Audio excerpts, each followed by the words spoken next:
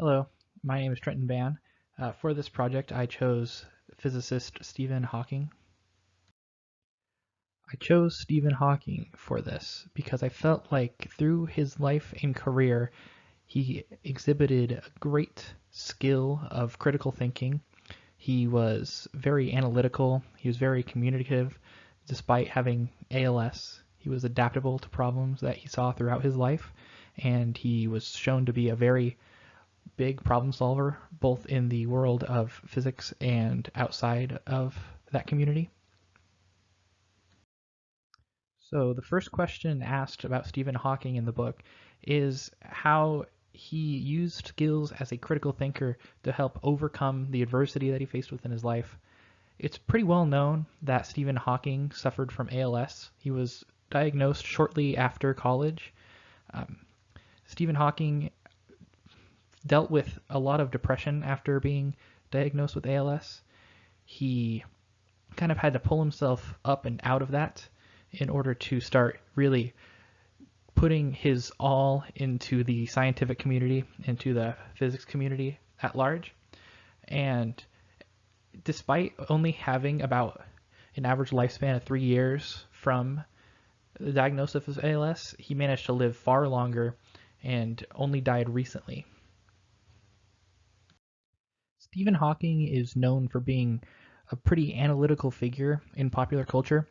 He has been in the spotlight for most of his career and has been followed by many people. He's seen to be a significant influencer in the scientific community. With his book, A Brief History of Time from the Big Bang to Black Holes, he was able to sort of give an analytical viewpoint to everybody into the world of physics and science.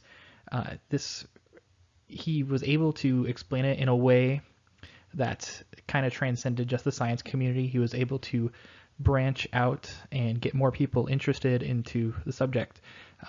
This shows that he was thinking when he was writing the book not only about how people in the science community could see it, but he could also make it readable so that people that maybe aren't as analytical can understand it. This made it more accessible, and he was able to make it so that others could get into it as well.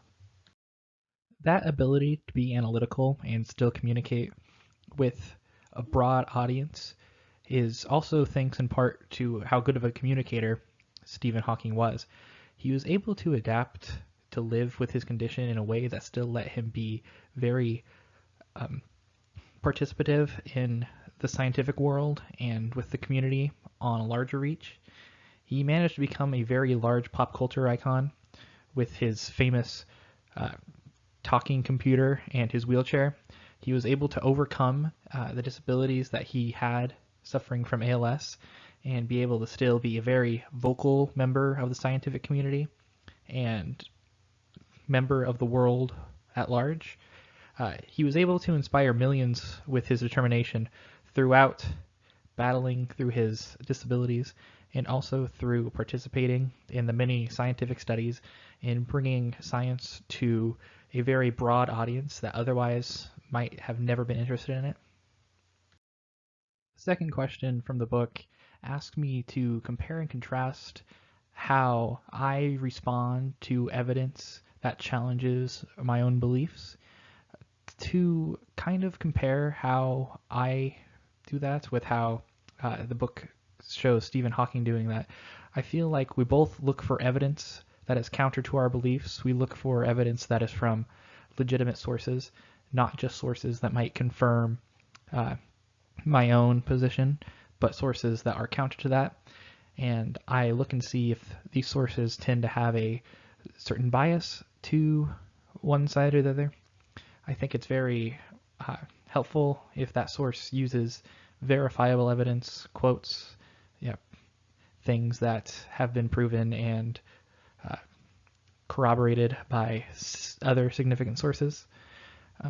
Then also to listen and analyze the opposing argument by not shutting down whatever the opposing argument to my belief is, it lets in the possibility of critical thinking and being able to analyze what the opposition is trying to say.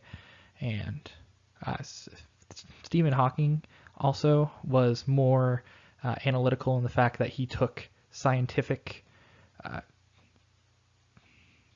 readings and kind of scientific truths and put them into his own beliefs to confirm or to kind of deny and change his mind where applicable. I also try to determine why I believe my side. When trying to think critically, it's important to understand why you believe what you believe. If what you believe is only based off of your opinion or pre-held notions, then it might not be based off evidence. It might be hard to prove and to justify. In a brief conclusion, Stephen Hawking was a very important member of the scientific community and was a very effective critical thinker. He was able to make leaps in the world of physics and science that were extraordinary, not just for his time, but in the entire history of astrology and physics. He was able to bring it to the world in a way that was easy to understand, was analytical, was very inspiring for many, and was able to inspire an entire generation of scientists and physicists to start talking about these things in the kind of pop culture way that we do now. He was able to make great strides when it comes to black holes and other theoretical physics that we had not ever delved into before. And through his excellency in critical thinking, he was able to really break down the wall between pop culture and science, and all doing it while facing the adversity of ALS.